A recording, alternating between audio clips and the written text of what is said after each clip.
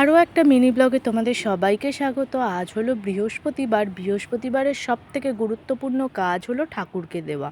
আমাদের বাড়িতে কিন্তু সকাল সকাল মা লক্ষ্মীর আরাধনা শুরু হয়ে গিয়েছে। আমার মায়ের ঠাকুরকে দেওয়াও দেখো কমপ্লিট হয়ে গিয়েছে। আমি অসুস্থতার কারণে রেগুলার ভিডিও করতে পারছি না, একটু অসুবিধা হচ্ছে। সুস্থ হয়ে আশা করি রোজই ভিডিও করতে পারবো। আর আজকে আমাদের বাড়িতে রান্না হয়েছিল শিমের ঝাল, আর এই যে জিনিসটা দেখতে পাচ্ছ এটা আমার খুব প্রিয় জিনিস, হাঁসের ডিমের ঝাল, আর সাথে হলো ফুলকপি ভাজা। শীতকালে ফুলকপি ভাজা খেতে কিন্তু ভীষণই ভালো লাগে। আর সাথে রয়েছে ভাত। আজকের মতো আমার ব্লগটাকে আমি এখানেই এন্ড করলাম। টাটা।